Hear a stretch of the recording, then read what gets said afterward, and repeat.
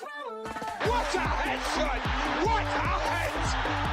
How's it, guys? This is Dayvy, FPL, and welcome back to the Fantasy Premier League video here on my channel. Now in this video, I'm going to take you guys through my transfer plan for the upcoming Double Game Week 20. So yes, Double Game Week 20, the fixtures have been confirmed as I am recording this video, and I'll be taking you guys through those very shortly. Now I know that has been a minute since I created a YouTube video, so if you guys are new to the channel, welcome. If you're coming back to the channel, welcome back. But I have returned from my Europe holiday trip. It was decent, and hopefully the FPL content is going to be decent from now to the end of the season as well. But going back to this video in specific, I'm going to be going over my transfer plan for the upcoming game week. What that entails is that I'll first be going over some talking points, upcoming game weeks, potential doubles, all that good stuff. I'll then be giving you guys some context into my actual game week 20 team. So yes, I'll be skipping over double game week 19, a little bit more of an explanation coming up shortly. But I'll be giving you my current game week 20 setup for a little bit of context. That context will obviously lead into the transfer plan, what potential transfers I can make, as I have a lot of money in the bank to actually burn. So if that is something that you guys are interested in, sit back, relax, and let's get straight into it. Now I'm going to start off the transfer plan, or at least the talking topics, with a couple of potentials that could actually be confirmed before Game Week 20's deadline. So the first thing to take out of this video is that if you guys do have transfers planned, just hold on to them. If you've already used your transfers, so be it, but if you haven't, please hold on to them for as late as possible. The reason I'm saying this is that there's still a lot of football to be played from now to that Game Week 20 deadline, and there's actually a lot of double game week news that could potentially come before the deadline as well. So if you have to take those price drops, so be it. If you can't afford the moves with a price drop / a price rise, then you can always do it, but just take note of that news that could potentially come before the deadline. Now the first thing I want to talk about is that Double Game Week 19 hasn't even finished yet. We still do have that Fulham vs Chelsea game coming up on Thursday, and I still have a couple of players to actually feature. Now if you guys did Captain Mitrovic, probably have the night off because obviously that yellow card means he's suspended, but I still have my Andreas captain, so hopefully he gets me a few points. So if you guys are watching this video before Double Game Week 19 does finish, just make sure that you guys do feature in that game for those Chelsea and those Fulham assets. Now the competition that's actually going to be played over the next couple of days, we do have the Arsenal fixture coming up tonight in the FA Cup, but the League Cup is going to be featuring after that. So there are a few high caliber teams featuring there. We have Man City. Man City do take on Southampton. That lineup is going to be quite integral, as we do try to predict who's going to start both games in Double Game Week 20. However, there are some other teams also featuring, so make sure that you do check those out if you do have players still in the League Cup. But going on to the last talking point, I think this is definitely the biggest talking point to cover, and hopefully you do get news about Double Game Week 21 and Double Game Week 22 before the deadline. Now I'm going to first kind of disclaim this, that there has been a little bit of a rumor about Double Game Week 22 already. A news article came out today that said that United's fixture against Leeds might be moved to Game Week 22. So that would therefore be a double game week of two home fixtures, Crystal Palace and Leeds for Manchester United. Now Ben Crellin did rumor this and posted the article, so this news might actually be confirmed before the deadline, but right now it is a rumor, but it is projected to actually happen. So obviously that'll be a massive double game week for United. I know myself already own a Luke Shaw, a Rashford, and with those two fixtures, Crystal Palace and Leeds at home, that's almost triple captaincy territory. But as I said, that is a rumor at the current moment, is projected to actually happen, but just wait till it is confirmed. But Double Game Week 21, we could have a lot of information coming out about that potential double game week. We have Liverpool vs Chelsea that could move to that fixture. We then have some other teams such as Brighton included that could have a double game week. And Ben Crellin has said that we should be getting this news before the Game Week 20 deadline. So if you guys don't know who Ben Crellin is, basically the double game week guru, definitely go follow him over on Twitter if you guys haven't. I would even create a Twitter account if you guys don't, just to follow Ben, as he has posted these rumors a couple of game weeks ago. So that's why I personally am holding onto my transfers, because Double Game Week 21 could be quite a good game week, maybe even Double Game Week 22, and I want to make transfers right now without having that news confirmed. Now in terms of kind of rumored double game weeks, I don't want to post every single fixture because as I said, they are rumored at the moment, but if you guys do check out Ben Crellin's timeline, he's posted all the odds on there. Now if you guys do have any questions, drop them in the comments down below. I'll try to get to all of them if possible, otherwise ask them on my Discord server, link in the description as well. But now let's go over and shift our focus to Double Game Week 20. So yes, it has been confirmed as I am recording this video. We do have 4 teams having double game weeks, and it's obviously because of the FA Cup results, but also the rescheduled fixtures. So I'm going to be going over team by team and discussing their fixtures and whether you guys should actually be targeting them, what players to actually target from these respective sides, then obviously discussing things like triple captaincy. So the first team to cover, I'm going to be going over these from Fantasy Football Fixers fixture ratings. This is from best to worst, so if you guys do want to target the Man City assets, they're rated as having the best fixtures. This can be attributed to kind of the attacking stats as well. Man City are great attack, so if they are facing a great defense, it's going to depend on what's going to be the movable object.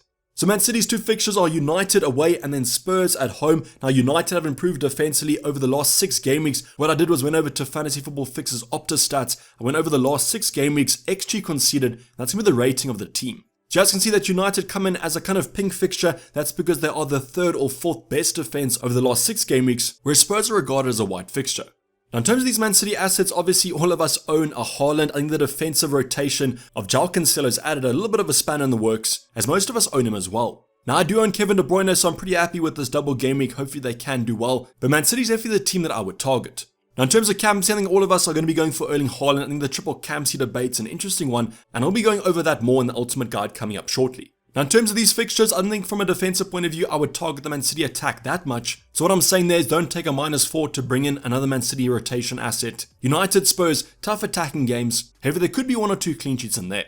But if you're from an attacking point of view, I think the Man City should score on both of these. So Erling Haaland's a no-brainer captain.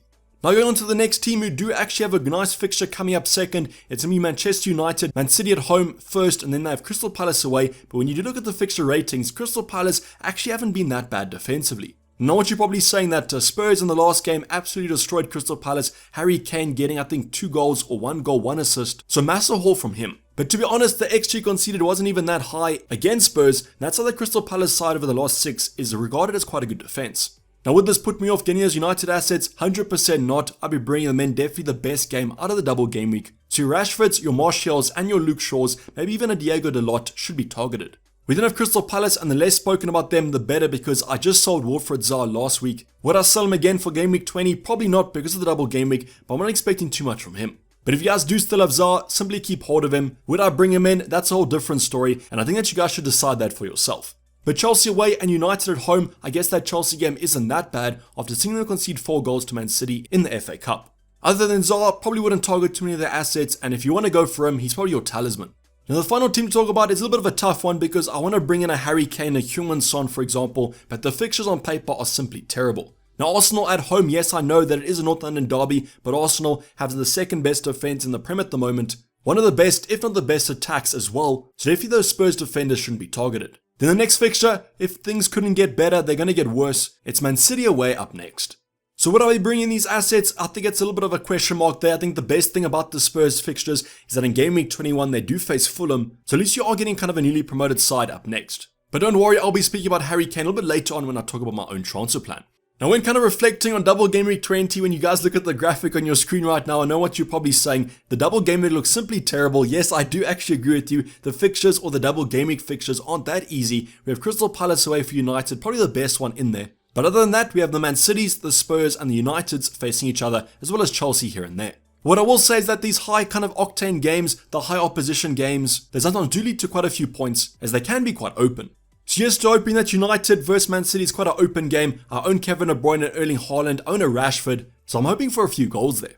But you guys can let me know what your thoughts are on double game week 20. A lot of people are saying it's not as appealing, we shouldn't get as hyped, but it's a double game week after all, and in FPL, we always celebrate that. But now going on to my actual team selection, or my current team selection for the upcoming double game week 20, what I want to do here is give you guys the context of what I'm currently dealing with. That's why when I talk about my transfers, it's a little bit easier to understand. So first things first, bottom right hand side, 1 free transfer. So yes, I did actually use 2 free transfers last game week. So only the 1 free transfer this week, but 3.8 in the bank. So a massive significant upgrade can be made with that 3.8 million, and I'll talk about that after giving you guys the current team. I'm going to start off on the bench, and nothing much on the bench to talk about except for maybe our goalkeeper of choice. We've got Danny Ward currently on the bench against Nottingham Forest away. Now this actually might be a question mark, and I'll talk about it when I go over my starting goalkeeper, because Danny Ward might actually be the better option. We then have Ben White against Spurs away, North London derby. I've just mentioned that Arsenal's defense is pretty strong, but I'd rather not go for Ben White as I prefer my other defenders. But if you guys do have to play him, 100% fine. You're just probably hoping for a good Arsenal performance, which I do think could actually come against Spurs in game week 20. We then have Greenwood from Leeds, the kind of cheap rotation striker. Won't be playing him at all because I don't even know if he's going to start, yet alone get any minutes. Then the final option, Patterson, the cheaper defender of choice. Unfortunately, he's out with a long-term injury. I think it was a re-emergence of an injury that kept him out in the past, so wishing him the best on his recovery. But as you guys can see in terms of the bench, not great in terms of coverage. Greenwood's not going to offer much. Patterson's out injured. At least Ben White can come on if we need him. Now going over my starting goalkeeper, and it's going to be Kepa currently against Crystal Palace at home, but with Chelsea's form at the current moment, defensively not looking as great as they could be, Danny Ward might be a better replacement. Now I'm not saying that Leicester are defending any better. I think that Leicester's defense has also been decreasing since the Premier League has resumed, but he is facing an easier team. So I think that's probably the big thing that might actually change in my current team selection, and if you guys do own Danny Ward, are you starting him for double game week 20? Then moving on to my defensive department, I'm going to go over my double game week players first, then go over the single game week players on the right hand side. So Cancelo comes in here with United away and Spurs at home. Now what's to be said about Cancelo that hasn't been said over on FPL Twitter? Massive doubts over his kind of starting position. Will he play in the League Cup coming up against Southampton? Probably, but does that increase or decrease his odds against starting in double game week 20? Now what I've kind of become accustomed to is the fact that he's probably going to start one game, bench for the other game, and hopefully in the game that he does start, he does get FPL points. Now would I take Cancelo out if you do have a free transfer, maybe want to burn a free transfer? I probably would suggest that, but with Man City coming with a double game week in 23 as well, I have floated with the option of actually downgrading him to John Stones. A lot of talk about Lewis, the kind of replacement for Cancelo, but I can't see him starting both games anyways, so for me that's kind of a null and void transfer. But I do know that Cancelo is a major debate being had over on FPL Twitter, so it's going to be a kind of debate to have in our own teams. What are you doing with Cancelo at the moment? Currently I'm keeping him and hoping that he does get us some points over this double game week 20. The next option thankfully has got us some points in double game week 19 or just single game week 19 for himself. It's going to be Luke Shaw with Man City at home and Crystal Palace away. Now against Man City, I'm hoping for kind of positive points from Luke Shaw because they are a different team at the moment. I'm hoping this game might be competitive. Maybe Luke Shaw gets us an attacking return. But if I'm targeting the Crystal Palace game. Now with Luke Shaw, I'm hoping for not too much rotation there. I'm hoping that he plays both games, but he should with the form that he's currently in. Now there's a question to be asked about if you guys don't own Luke Shaw, which option to bring in? Should you bring in a Diego Dalot? I think it's still going to be Luke Shaw because I think Dalot should have some rotation. But you guys can let me know what you think. If you are a United fan, I'm hoping that Luke Shaw starts both games. I think that he's still going to be the best Man United defender. In the final option, I benched him in game week 19. Not going to do it for game week 20. It's going to be Kieran Trippier with Fulham at home. Now, if you guys want to look for the best defense over the last 6 game weeks, it's going to be none other than Newcastle United. So yes, the best defense over the prior couple game weeks. Trippier offers that massive attacking threat, is an absolute bonus point magnet. Why won't I start him in game week 20? So no brainer there in terms of the team selection. That's why I'm benching Ben White because Trippier has the high ceiling as well. Now moving into midfield department and the double game week players as well on the left hand side. Going to start off with Kevin De Bruyne. Managed to hold on to him since our kind of wild card in game week 17. Hasn't got us any attacking returns, but the stats do look pretty good still. And hopefully the Belgium international can at least get us 1 or 2 attacking returns. Now I did actually choose Kevin De Bruyne with these double game weeks in mind, so hopefully he does outperform Salah, as Salah currently has his number over the prior game weeks. Now Kevin De Bruyne usually does better against the higher opposition or the kind of more difficult opposition, so that's definitely going to be those United and Spurs fixtures. The next double game week player, no brainer here as well, Marcus Rashford. Man City at home, however, if they do want a counter-attack, do really favour Marcus Rashford with that pace off the defence, and that's one thing that he could actually do well in both these two fixtures. But definitely, as with Luke Shaw, the Crystal Palace game is the one that I am targeting, even though on paper their stats are looking pretty strong defensively. But now going on to the single game week players, and the first one is going to be Andreas. So yes, I do actually have Andreas in my starting 11 against Newcastle away. Don't really like that. That's when I talk about my transfer plan. He could be a transfer out, or I could upgrade one of my bench options. The reason behind that is that Fulham have some tough games coming up. He is only a 4.6 midfielder, not expecting the world from him. And when I do have Kieran Trippier in my defense, I'm hoping they don't actually end up scoring. But if I have to start him, probably a 2 or 3 point here at the end of the day. So I might actually just go for Ben White and hope that they keep a clean sheet. Next up has been Mason Mount, recovered from his injury that kept him out of the first game in double game week 19, but it was against Man City at the end of the day. But Crystal Palace at home, we've just seen the form or the defensive form that they have shown. Not the worst defense over the past 6 game weeks, and Chelsea's attack is looking simply terrible. So yes, he is a question mark. I might actually transfer him out if I do have a free transfer, but currently there are bigger fights to actually put out. But we will wait and see what happens on Thursday evening against Fulham away, as if he does look good in that fixture, I simply will just keep him. Then the final attacker to go for is going to be Martinelli, a player that has actually done quite well since the restart. Spurs up next though, tough game for Arsenal, but when you are at the kind of top of the table, these are must-win games. So still have faith in Martinelli, could get us some returns here, and hopefully he does outperform Saka once again. So in terms of the midfield department, not too kind of shabby except for Andreas. I probably will switch him out if I do go for a transfer, or as mentioned earlier on, upgrade one of my bench options. But now going into our forward department, and I'm going to start off with the man of the minute. It's going to be Erling Haaland. Currently, I'm going to slap the Campsy on him because not even a debate about Campsy, it's triple Campsy. And as I mentioned earlier on, we'll debate that over the upcoming days in terms of the ultimate guide. But no question marks here if you guys are going to go against a Haaland. If you want to go from Marcus Rashford or De Bruyne, you need massive kind of courage because his ownership is going to be simply sky high. Now we're monitoring his minutes over the League Cup coming up against Southampton because he was actually benched, didn't play any minutes as far as I know against Chelsea on the weekend, but I do think he'll feature in the League Cup coming up. Now the biggest thing about the triple captain is the fact that he probably will feature in both these 2 games as they are spaced a couple of days apart and he has had his rest in the FA Cup. But do I think that he's going to score against United and Spurs? I think maybe one of those games you could actually have a Haaland, and that's why I'm considering the triple captain. But you guys let me know in the comments down below, are you currently on the triple captain? What side are you currently edging towards? I think currently I'm edging towards maybe saving it. Then the final option to go for is going to be Darwin Núñez, and what to say about Darwin Núñez, at least he's not missing from my own FPL team sheet, because currently he simply can't score in the Prem. Now he might actually be an easy route to a certain double game week forward. If you guys know who I'm talking about, we'll speak about that transfer shortly, but it's always kind of annoying taking him out because of the massive chances he is having. So he's bound to get a massive haul coming up in the next couple of game weeks. I mean, Brighton might not be the game. They are defending actually quite well, but they haven't kept a clean sheet in the actual medium term. So do you think Liverpool will score against Brighton? Yes, I do. Do I think Darwin will score? Probably not, but he might always get an assist off one of those missed shots. But currently this is going to be the starting 11 of choice. I could always bring Ben White in for Andreas Pereira, but as it stands, this is the current team selection. But now, having been given the context about the team and what we're currently dealing with, I'm going to go over my transfer plan. I'm going to remind you guys, 1 free transfer and 3.8 million in the bank. So the first transfer I want to go over is going to be one that upgrades our starting 11, but I don't think it's kind of optimal, as I will therefore still have Andreas or Ben White in my starting 11.